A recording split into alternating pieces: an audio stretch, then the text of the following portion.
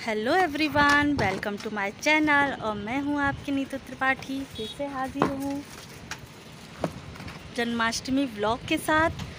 तो अभी मैं आई थी कपड़े सुखाने के लिए छत पे, तो आप मेरी वीडियो में बने रहिएगा और वीडियो को स्किप ना करें और आगे मुझे सपोर्ट करते रहें। तो आपको फ्रेंड्स, मैं यहाँ नीचे आ गई थी कपड़े सुखा के। तो यहाँ मॉर्निंग से ही काम शुरू हो गए थे कान्हा जी के जन्मदिन की तैयारी के लिए। तो यहाँ मम्मी बहुत दिनों से वो मलाई का इकट्ठा रखा हुआ था, इकट्ठा करते रहे थे, तो उसी का मक्खन निकाल रही हैं। तो देखिए कितनी अच्छी तरीके से उसको मथने के बाद, उसको थोड़ा सा ठंडा पानी डालने के बाद ऑटोमेटिक ही उसका मक्खन निकल आता है। तो आधे का हम निकालेंगे मक्खन तो पूरे सभी का निकल गया था। तो थोड़ा सा रखेंगे भगवान जी के भोग के लिए, और ये बचेगा जो तो उसका हम घी बनाएंगे। तो घी हमारा ऑटोमेटिक घर में ही ज़्यादातर बनता है और डेयरी का बहुत कम यूज़ होता है, क्योंकि इतनी सारी मलाई निकल जाती है कि पूरा महीना भर निकल जाता है और बहुत अच्छी तरीके से घी निकल जाता है। और स्टोर करना भी ज़रूरी रहता है, इससे थोड़ी बहुत हमारे घर की बचत भी होती रहती है। मैं उनको सुला देती हूँ, और जो मम्मी ने मक्खन निकाला था और उसके लिए उसका एक तरफ है ना घी निकाल रहे हैं, और दूध भी रखा हुआ था, तो उसको बस भगवान जी के भोग के लिए कुछ 10-12 जितने बन सके वो पेड़े बना लेंगी और भोग के लिए हो जाएगा। और घी भी बहुत ठीक है, अच्छा है, जो तो शाम की तैयारी भी होती रहेगी। आधा खाना मैंने शाम के टाइम पे 4 बजे के आसपास ही मैंने काम शुरू कर दिया था। तो खाना मेरा आधा बन चुका है और आधा खाना मैं बनाऊंगी 5 या 6 बजे के बाद, क्योंकि फिर बीच में ये भी काम करना ज़रूरी है, क्योंकि अभी देवांश भी सो रहे हैं, तब तक मेरा काम हो जाएगा। तो यहाँ मैं मटकी बना रही हूँ, उसको डेकोरेट कर रही हूँ। तो आप भी इसको इस तरीके से डेकोरेट कर सकते हैं। और ये मटकी मुझे छठ की पूजा हुई थी 2 दिन पहले, तो हल छठ की पूजा हुई थी, तब बहनों ने मुझे दी थी प्रसाद के रूप में। तो मैंने इसको अच्छी तरीके से फिर धोने के बाद इसको सुखा दिया है और इसको डेकोरेशन के रूप में तैयार कर दिया है। तो इसमें मैं भरूंगी माखन डेकोरेशन के लिए। तो कैसा लग रहा है, तो आई होप आप मुझे बताएंगे कि कैसा लग रहा है, कमेंट्स करके ज़रूर बताइएगा। और आप भी इसको सिंपली तरीके से तैयार कर सकते हैं। और इसके बाद मैं भरूंगी कलर। तो आप ये मटकी में कितने भी कलर भर सकते हैं, कुछ भी कलर तो बहुत ही अच्छे होते हैं। कलर तो हर किसी में काम आते हैं डेकोरेशन करने के लिए। तो मैं यहाँ अपने बच्चों को भी डेकोरेशन के लिए इन्वॉल्व कर रही हूँ, क्योंकि बच्चों को भी फेस्टिवल के बारे में पता होना चाहिए, और एक तरह से बच्चों के लिए एक्टिविटी भी होती है, उनके हाथ शार्प होते हैं, नॉलेज होता है। तो मैंने अंश को करने के लिए बोल दिया था। तो आप किसी भी वेस्ट चीज़ों को भी यूज़ में ले सकते हैं अच्छी तरह से डेकोरेशन करने के लिए। तो मैं यहाँ कान्हा जी का अब आसन सजा रही हूँ। तो यहाँ 2 पेटियाँ थी हमारी पुरानी पेटियाँ, तो उसको आज मैं बनाऊँगी पुरानी पेटियों से कान्हा जी का आसन। तो फ्रेंड्स, यहाँ मैं कुछ 2-3 फैब्रिक रखती हूँ, क्योंकि फेस्टिवल में यूज़ आते हैं और कहीं ना कहीं यूज़ में आ ही जाते हैं। तो 2-3 फैब्रिक मैं स्टोर करके रखती हूँ डेकोरेशन करने के लिए, भगवान जी को बैठाने के लिए। और यहाँ हमारी मटकी तैयार हो चुकी है। तो यहाँ मैं रुई से एक तरीके से माखन का डेकोरेशन करूँगी। तो ये कितनी अच्छी तरीके से लग रही हैं कि माखन इसमें भरा हुआ है। आप बिल्कुल कुछ ही कॉस्ट में आप बहुत अच्छी तरीके से डेकोरेशन कर सकते हैं। कुछ ही चीज़ों की ज़रूरत पड़ती है, जिससे कुछ बहुत अच्छी तरीके से शोभा देता है, अच्छी तरीके से सुंदर दिखता है, डेकोरेशन कर सकते हैं। और ये तो हमारे बगिया के गार्डन के फूल हैं, तो हमने उसको अच्छी तरीके से सजा दिया है पानी डाल के। तो अच्छी तरीके से ये फूल दे रहे हैं, डेकोरेशन हो गया है अच्छी तरीके से। और और यहाँ अंश को मैंने कुछ डेकोरेशन करने के लिए दिया था, तो उसमें माखन के ऊपर चमक लगा दिया है जिससे लाइट से बहुत अच्छी तरीके से शाइन देगा। और यहाँ मैंने किया है यूज़ ये देवांश की एक वो रखी हुई थी जो मच्छरदानी होती बच्चों की, तो वो मैंने यूज़ की है उसको अच्छी तरीके से धो के, क्योंकि उसने ज़्यादा यूज़ ही नहीं करी है, 1 या 2 बार ही वो सोया है उसमें, तो वो रखी हुई थी बहुत दिनों से, क्यों ना मैं उसको यूज़ कर लूँ। तो मैंने उसको अच्छी तरीके से धो के यूज़ किया है। फ्रेंड्स, आज हम मटर पनीर बना रहे हैं, तो मैंने पनीर काट के रखी है और उसको सजाने के लिए, सब्ज़ी को गार्निश करने के लिए थोड़ा सा पीस रख दिए हैं पनीर के, और यहाँ खड़े मसाले रख दिए हैं, तेज पत्ता, बड़ी इलायची, दालचीनी है, और ये है लहसुन, अदरक और प्याज का पेस्ट, धनिया है सजाने के लिए, और यहाँ टमाटर की प्यूरी है, और यहाँ मैंने मटर उबालने के लिए रख दिए थे, तो मटर उबल चुके हैं। तो अब स्टार्ट करते हैं, मटर पनीर बनाना है।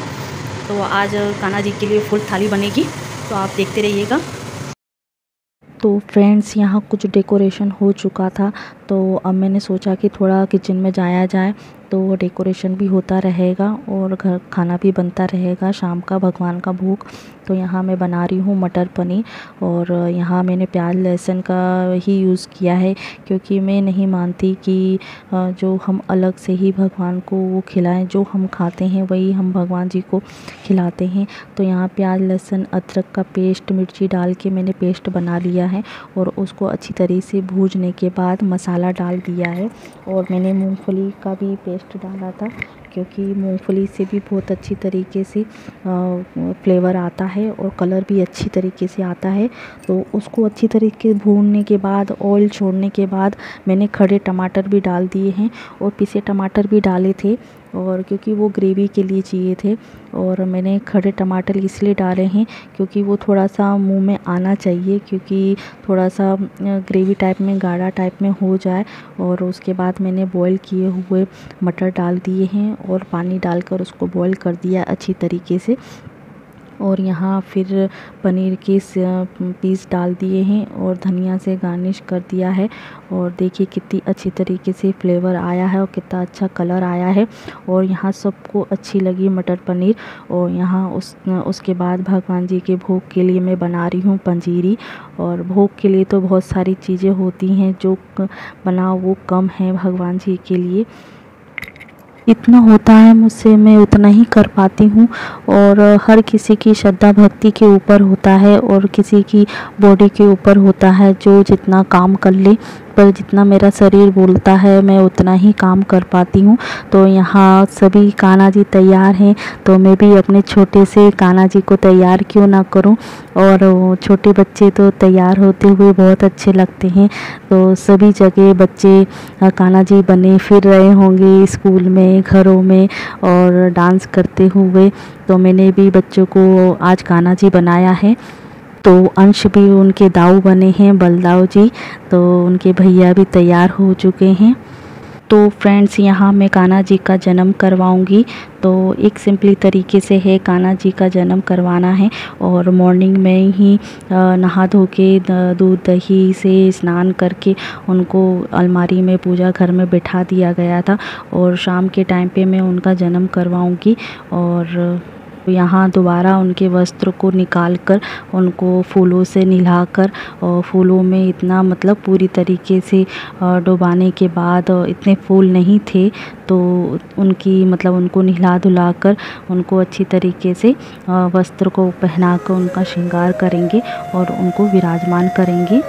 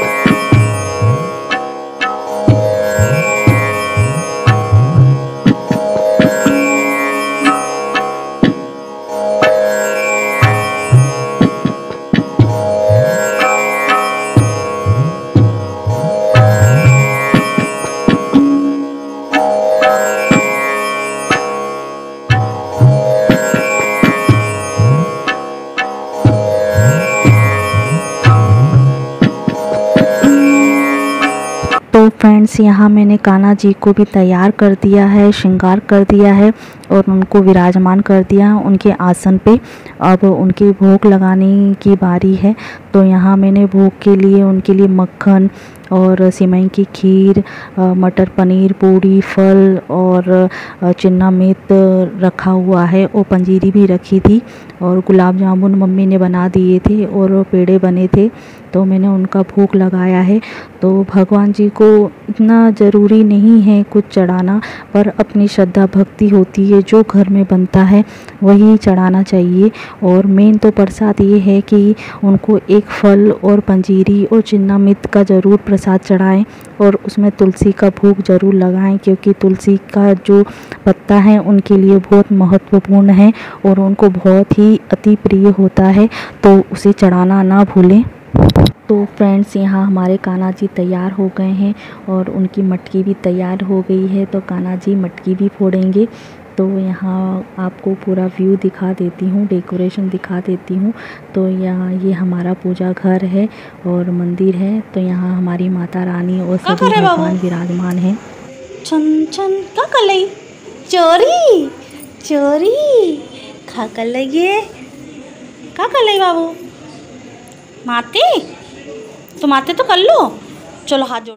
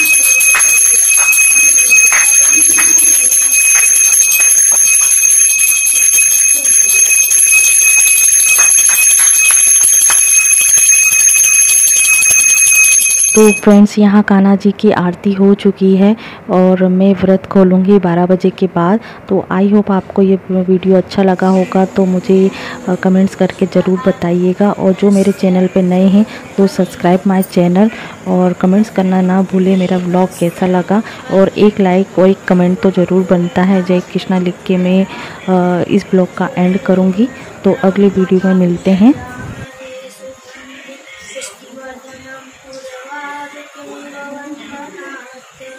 नित्यं शुद्धता